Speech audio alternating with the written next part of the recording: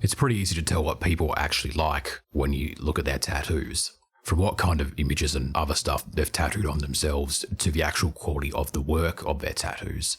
Any sort of tattoo trend that's popular at the moment, these people, they live in the moment.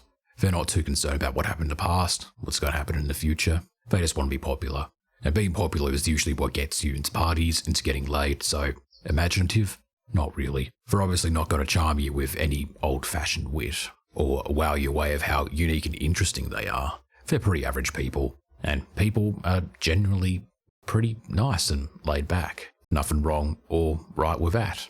These sorts of large, poorly done tattoos, they're either not very good with money, have no self-awareness, and should probably get these sorts of things covered. Because tattoos are a part of you. That's on your body forever, dude. That shows up every time you take your shirt off. It's glued to your body. I suggest getting it covered up. And of course, with these types of tattoos, well, these people are interesting, I guess. Maybe you don't ever want to meet them or be in the general vicinity of them within a 200-kilometer radius. But damn, do you really want to know their life story? Because what kind of unfortunate and hilarious life events led them to getting that tattooed on their body? You want to know. I do too. And yes, of course, there's these people too. That's a story for another time. So take a look at this tattoo here. What kind of person do you think this person is? Car enthusiast for sure. Petrolhead maybe?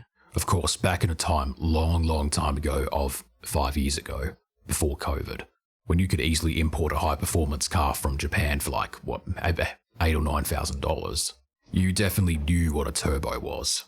And this turbo has got tattooed on him. He's faster than you. He's stronger than you. He is a Homo sapien plus. That's what the turbo's for. To push him over the edge. Okay, this is the part of the video where I should probably tell you that that is not a turbo that he tattooed on himself. That is an alternator that he tattooed on himself.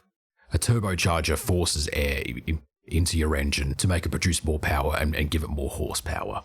So that's what turbos do. So what do alternators do? They give the car's battery more power, so it can last longer. At least until the battery inevitably dies. So in like non-mechanical terms, so instead of like getting, a heart tattooed on you to symbolize love, you instead get a gallbladder tattooed on you. A gallbladder is essentially just extra storage from whatever bile gets produced in the liver. It's just stuff the liver shits out. Which means a gallbladder is as useful to your own body as an alternator is to a car. And gallbladders are not sexy. They're not cool. There is no metaphor you can do with a gallbladder, except for you're the person who holds my phone while I go search for my real phone that I dropped, or something like that. Or you are the world's most useless third wheel in any kind of relationship. Now, considering the fact that the alternator is just something that charges the car's battery, what kind of metaphor does an alternator represent?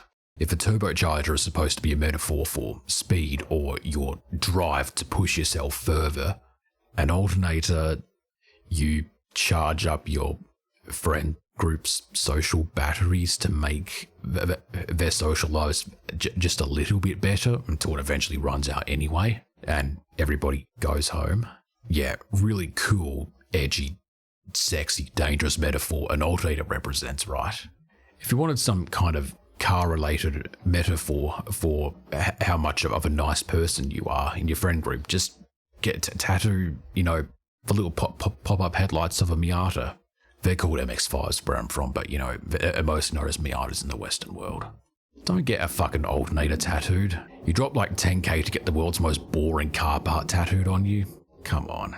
I know, maybe it symbolizes that your mind is weak and it needs extra charging. No, that's even worse. So this was posted on 4chan. And of course, the thing about 4chan is that for each post someone makes, anyone can comment on it. And I have the original comments from this post. So the original post has this absolutely sick skin rip, and the post just says turbo space charger. Turbocharger is just one word, by the way, so the guys, well, we kind of already know that he's an idiot. And the very first comment, that's a fucking alternator, you dipshit. Other such replies read like, that's a fucking alternator, bruh. My face when this realizes he has an alternator instead of a turbo. It's a alternator. This is funny. I can imagine you requesting a turbo and getting an alternator. Get your money back. More like turbo autism. Someone was quite nice in the comments. He says, nice alternator. Looks like a Datsun Alto. Yeah, Datsuns. Those tiny little Japanese cars. The first Japanese cars to get imported in the Western world. Before the name Datsun was phased out and the Nissan company just rebranded all their cars as Nissans anyway. But even if you're a JDM enthusiast, like a proper, hardcore, anal JDM enthusiast and historian, this alternator tattoo still makes fuck all sense. Why? Well, again, why would you get an alternator tattoo on you in the first place? It's just an add-on to the car's battery, and even cars' batteries aren't even cool. If you have fond memories of clamping down the positive and the negative ends of the battery onto your buddy's nipples and turning the car on, just get a tattoo of some guy's nipples being shocked by a car's battery. That would actually make for a pretty funny tattoo.